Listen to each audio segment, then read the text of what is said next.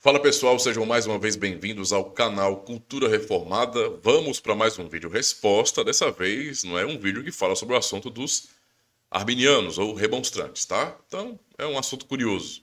Vamos ao vídeo aí, sem mais enrolação, roda a vinheta.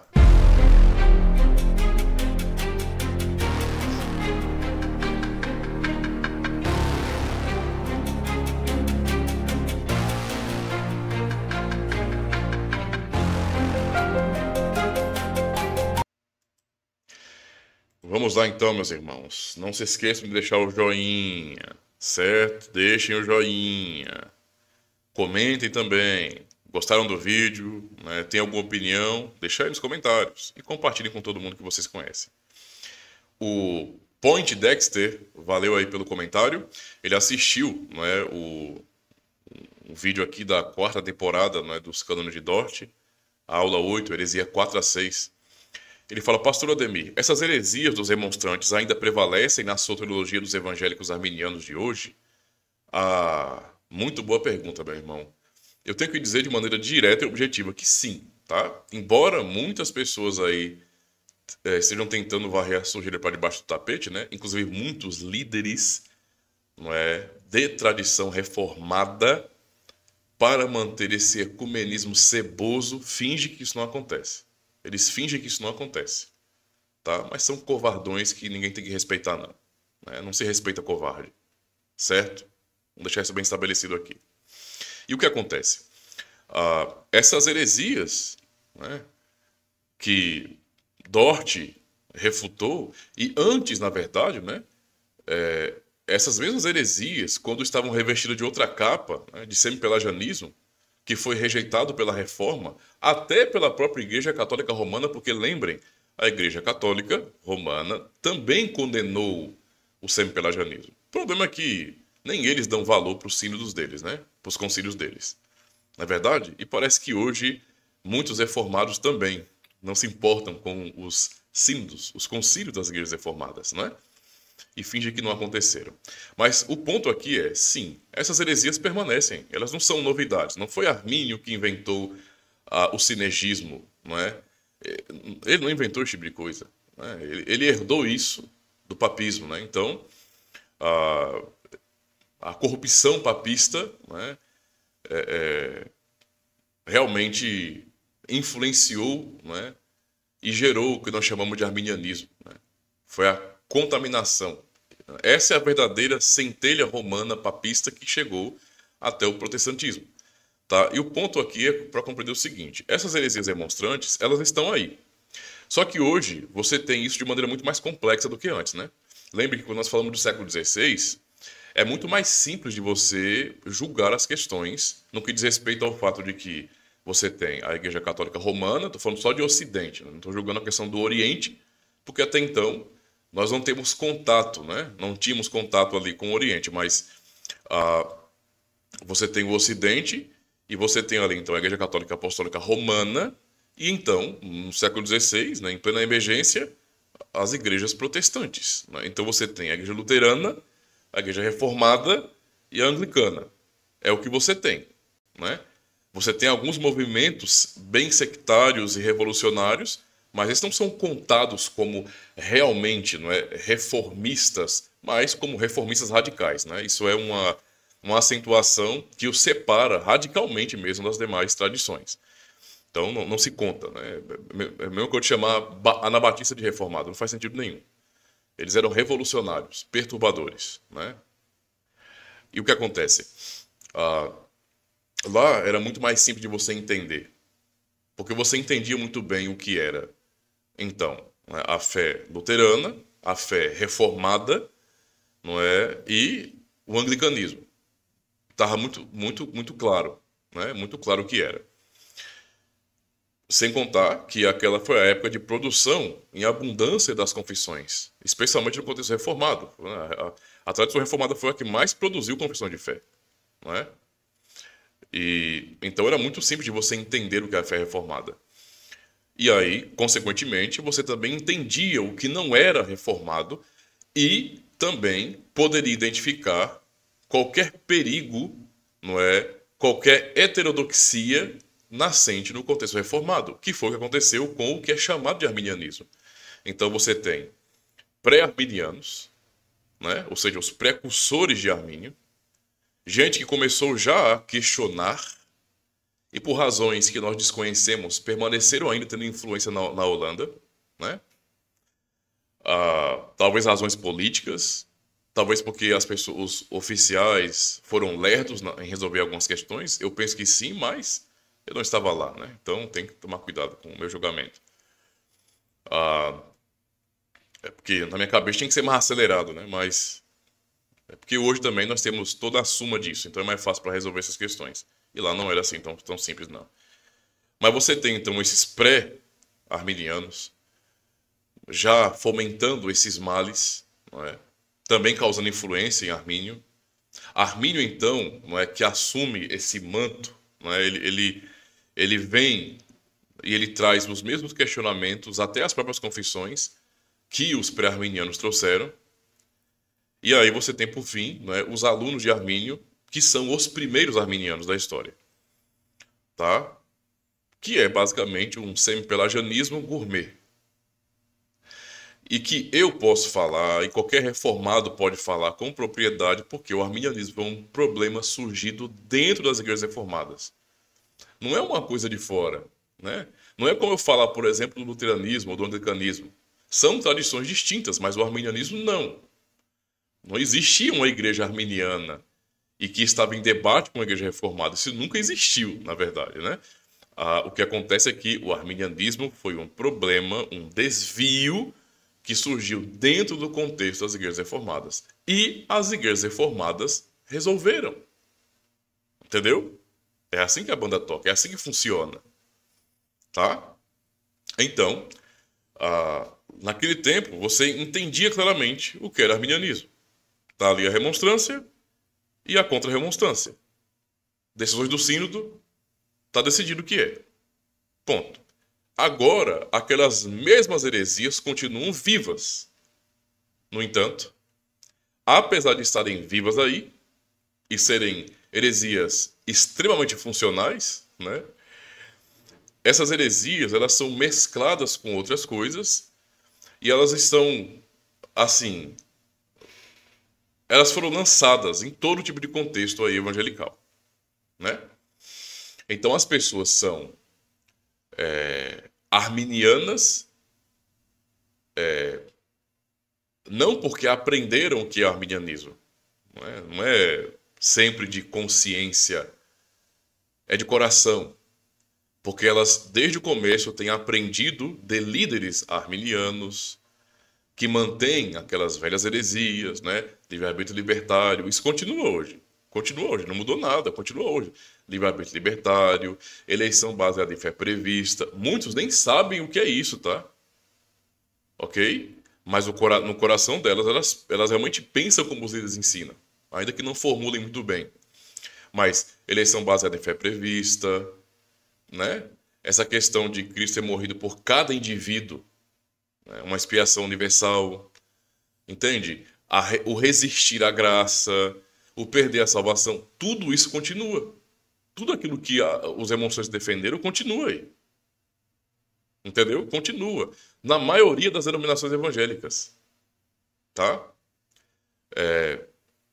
Quando eu falo evangélico, eu estou usando o termo como ele é usado hoje, né? Mas, para ficar claro, evangélico, de verdade, são as igrejas protestantes históricas, né? Então, as igrejas evangélicas, século XVI, igreja luterana, reformada e anglicana. Entendeu? Até aqui, para mim, isso aqui é protestantismo original, né? Depois tem o século XVI, XVII, que já é pós-reforma. E aí você tem o surgimento também de outras divisões ali. E após isso, é que você tem um rompimento geral, e aí a bagaceira começa. Porque aí, meu amigo, é tanta gente rachando igreja e fazendo a sua própria, e recebendo supostas revelações, e nascendo cada vez mais seitas, e isso foi crescendo, crescendo, crescendo, crescendo, crescendo. E aí, não é, as lideranças Nutellas, não é, acabaram meio que aceitando qualquer coisa, né, que tivesse alguma característica de igreja como igreja de fato. E aí, por isso que tudo é evangélico hoje, entendeu? O problema é isso, é evangelicalismo. Mas está tudo aí, lançado no evangelicalismo.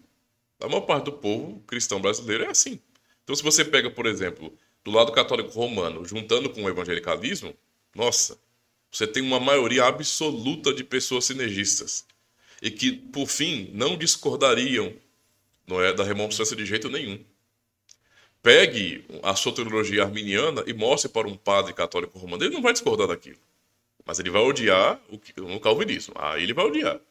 E assim por diante. Para aqueles que se dizem arminianos hoje, do mesmo jeito. Né? E vão achar, né, como alguns deles falam aí, né? Calvinismo é a doutrina de demônios. Enquanto do lado de cá, tem reformado aí que fica passando a mão na cabeça do arminiano. Né? Ah, meu irmãozinho, ai, ai. Ai, ai, ai. Ah, entende? Então, assim, tá aí. Né? E o ponto aqui é entender, irmão. Quem nós somos diante desse mundaréu arminiano, hein? Ou sinergista, que mantém a remonstrância viva. Hã? Então, em termos de número, os remonstrantes venceram, tá? Né? O território reformado está sendo preservado a preço de muita luta, diga-se de passagem, porque não é fácil. Né? A pressão ela é muito grande de fora. Né? E sempre há, infelizmente, reformados que, para mim, são os novos remonstrantes. Qualquer reformado, movimento dentro de igreja reformada, que surja tentando, não é, criar modinha dentro da igreja com doutrinas diferentes das confissões, são remonstrantes para mim. Né? Não porque eles são historicamente aqueles remonstrantes, mas porque eles estão tendo a mesma atitude, né, de questionar e abandonar a confessionalidade e querer mudar aquilo que nós pensamos como reformados. Tá cheio de reformado assim. Tá? E mais uma vez, assim como eu falei sobre, eu achei lento o trabalho de Dort, também acho muito lento a atitude dos reformados de hoje. Muito lento. Esse tempo todo de espera, de demora, dá tempo, né, dessa corja crescer, dessa erva daninha crescer. Isso é um problema. Então, a pressão de fora é muito grande porque nós estamos rodeados de sinergistas. Então, fora dos muros da fé reformada, o remonstrantismo floresceu, cresceu. E cresceu da maneira mais natural, justamente por causa disso. Porque a remonstrância é nada mais do que a expressão do homem natural, não do homem espiritual. Aquelas conclusões, um papista chega. Aquelas conclusões, até o que se diz não religioso, chega. Né? Se você ficar conversando com uma pessoa ímpia, não é? Uma pessoa que ela tem pressupostos morais cristãos, obviamente porque é ocidental, não é? Não é um ateísta prático, né? Aliás, não é um ateísta científico, consciente, militante, mas é na prática, digamos assim. Então ele tem alguma religiosidade herdada dos pais, da sociedade, ele vai concordar com aquilo, porque aquilo ali é o pensamento do homem natural, por isso que floresceu, né? É igual você pensar em pentecostalismo, por que o pensamento não cresceu tanto? Isso tem muito a ver com a situação social do povo, tá? A situação social do povo e a carnalidade. É simplesmente isso. Então, isso cresceu. Né? Essa é a nossa realidade.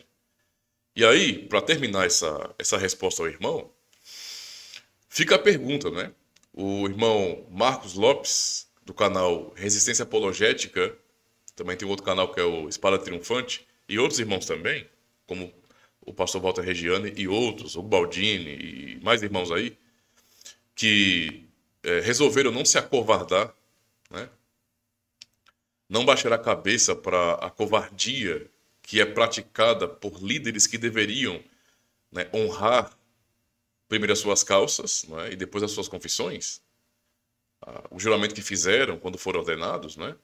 Esses irmãos não baixaram a cabeça e eles estão denunciando constantemente essa covardia, tá? De líderes que Simplesmente eles não abordam o arminianismo mais como sendo uma heresia. Não abordam isso como sendo um problema, mas eles aceitam como se fosse uma coisa ortodoxa. Algo realmente evangélico, correto. Né? Como se fosse apenas uma questão de ponto de vista, mas que não influencia em nada. Né? É lamentável, porque se nós estamos sendo imprensados... Foi mal.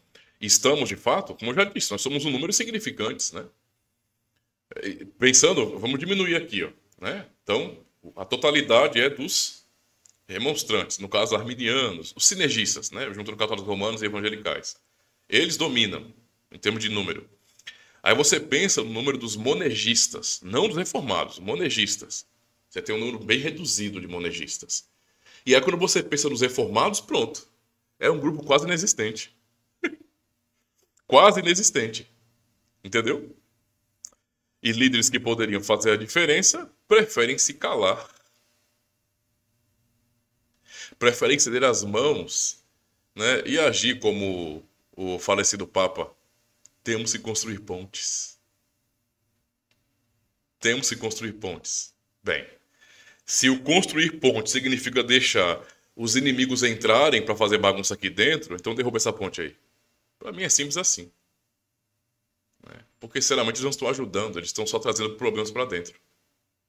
Isso é lamentável. Nós temos que tomar uma posição mais ofensiva, né?